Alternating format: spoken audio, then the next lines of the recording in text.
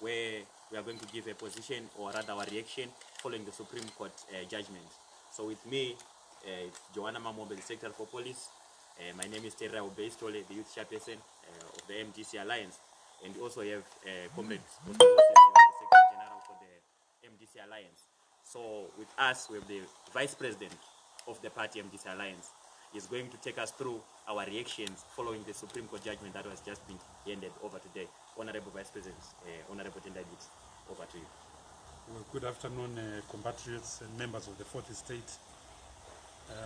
We welcome your presence here. It is regrettable that, as you saw, the police barred us from attending and having this little presser at our party head office, Morgan Changirai House. We are MDC Alliance. We contested the 30th of July 2018 election as the MDC Alliance, which was an alliance of 7 political parties and whose president and leader was Advocate Nelson Chamisa. In that election, Advocate Nelson Chamisa received 2.6 million votes. He won the popular vote in this country. The MDC Alliance, between the 24th to the 26th of May 2019, held its Congress in Gweru, Midlands, Zimbabwe. At that Congress, Advocate Nelson Chamisa was unanimously elected as the president and undisputed leader of the MDC Alliance. And some of us, Professor Walshman Nube, Honorable Lynette Kareni Kore, Honorable Tendai Biti, were elected as vice presidents. Honorable Tabita Kumalo, Honorable Job Scala were elected as chairperson and vice chairperson, respectively. Honorable Charlton Wende was elected the Secretary General at that Congress. Honorable Senator David Coltart was elected the Treasurer of the MDC Alliance. And some of the colleagues I'm sitting with here, Gifty Siziba Ostalos on my left and Obeistole on my right, was elected as the President, Secretary General and President of the Youth Assembly, respectively.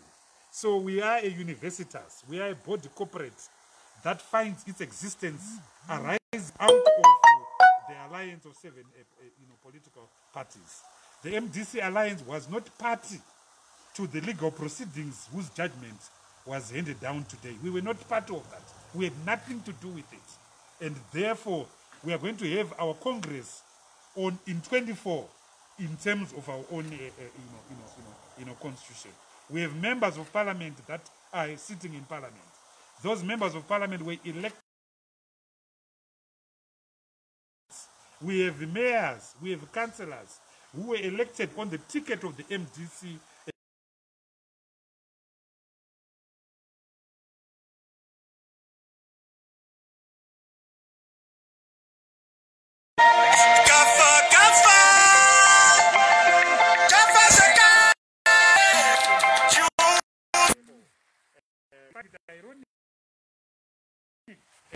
Some parties that were mentioned in that judgment were in fact parties who had their own political parties who contested against us. For instance, Tokozani Kupe. So we will not be deterred, we will remain united, and we will respect the outcome of the people in the July 2018 election and the May 2019 Congress in Gweru. I thank you very much. Yeah. Thank you so much, Honorable VP. In case there are some follow-up questions that you might be having, we will come probably 3 or 4. A few questions. So, yeah, there you go, comrade. What is the implication of such a court ruling? Legally, what does this really mean against the MDC Alliance? The MDC Alliance, as I keep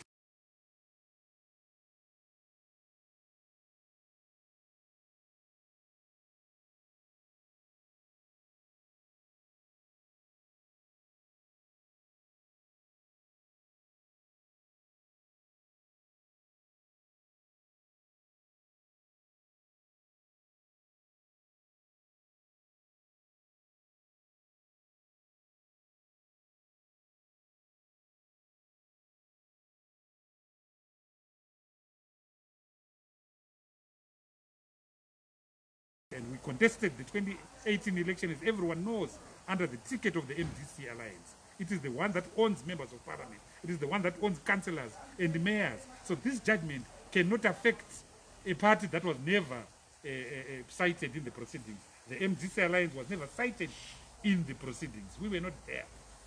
If they say Coupe is the legitimate leader of whichever party it is, from a legal point of view, Honorable Biti, can you explain to us in Zimbabwe? We need to understand what does this really mean for Coupe legally. I know you cannot speak for her, but legally, how is this started?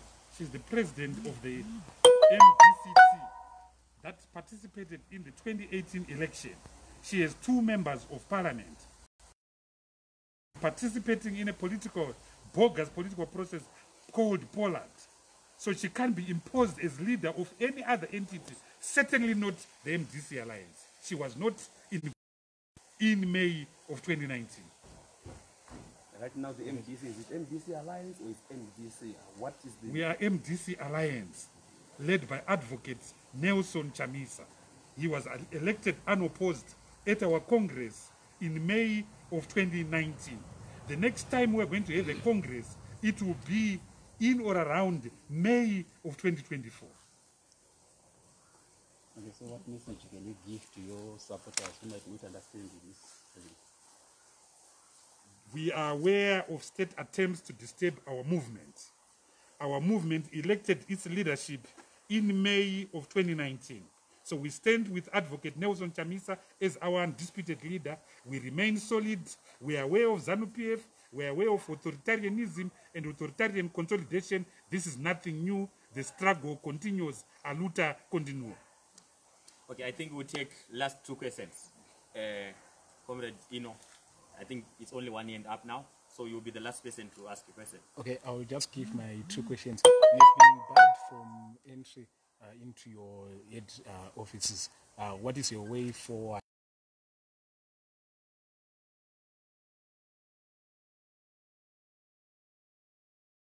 in the structures of the MDC alliance?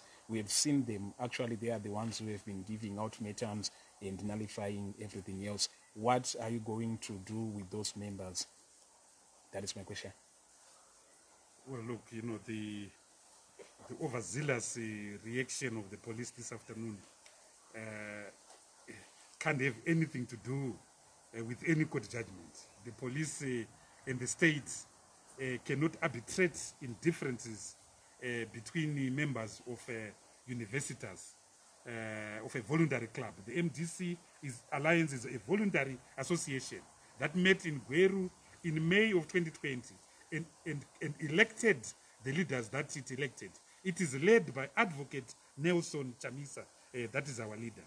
The actions of the police, we gave them the benefit of the doubt. There is COVID-19, there is Statutory Instrument 83 of 2020, which prevents people gathering. So we gave them the benefit of the doubt.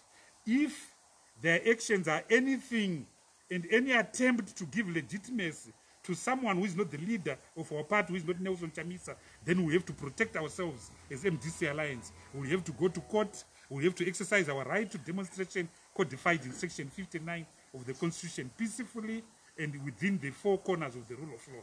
So we gave them the benefit of the doubt.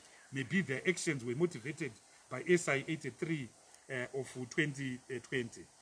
Our members are very clear, and not just our members, the 2.6 million people who voted for Nelson Chamisa in 2018. We have one undisputed leader in this movement, and that's Advocate Nelson Chamisa.